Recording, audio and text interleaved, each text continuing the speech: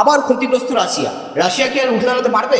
24শে July AN-24 বিমান ধ্বংসের 6 দিনের মাথায় 30শে জুলাই রাশিয়ার অস্থির কামচাটকা উপদ্বীপে ভূমিকম্প হয় ভোর 4:55-তে। এই শেষ নয়, আরো আছে। সমুদ্রতলে 8.8 মাত্রার শক্তিশালী ভূমিকম্প হয়েছে বলে জানা যায়। এ যাবৎকালে সবচেয়ে শক্তিশালী ভূমিকম্পগুলির মধ্যে এটি একটি। তারপর শুরু হয় সুনামি। এই সুনামিতে ভেসে চলেছে রাশিয়া সহ জাপান। ক্ষয়ক্ষতির দিক থেকেও বাড়ছে মিটার। এবং দেখা যাচ্ছে এতগুলি ভূমিকম্পের ফলে ক্লিউচেভস্কয়ের আগ্নেয়গিরিতে একটি নতুন শঙ্কু তৈরি হয়েছে। বেরিয়ে আসা লাভাকে নিয়ন্ত্রণ করার অভিযান শুরু করেছে রাশিয়া সরকার এবং সুনামিতে ক্ষয়ক্ষতির পরিমাণ কমানোর চেষ্টা করছে। সাথে সুনামির রাস্তা থেকে যত তাড়াতাড়ি সম্ভব সিভিলদের সরানো হয়েছে। গবেষকের মতে 13 ফুট পর্যন্ত উঁচু ঢেউ আছড়ে পড়তে পারে রাশিয়াতে। সঙ্গে আছে 4 ফুটের অনেকগুলো ঢেউ। এবং পার্শ্ববর্তী জাপান খবর পেয়ে সুরক্ষা সাইরেন বাজায়। জাপানের ক্ষতিগ্রস্ত হওয়ার এলাকার লোকজন এই সাইরেন শুনেই ঘুম থেকে ওঠে এবং সবাইকে নিয়ে বাড়ি ছেড়ে প্রায় 19 লক্ষ সিভিলকে সরে যেতে বলেন জাপান। জানা গিয়েছে জাপান কিছু এলাকা ক্ষতিগ্রস্ত হওয়া থেকে বাঁচাতে সক্ষম হয়েছে। গবেষক জানিয়েছেন অত্যন্ত জরুরি প্রায় 6 ফুট এর বেশি ঢেউ আছড়ে পড়তে পারে কিছু এলাকা জুড়ে। দেখা যাচ্ছে 2.5 ফুটের অনেক ঢেউ আছে।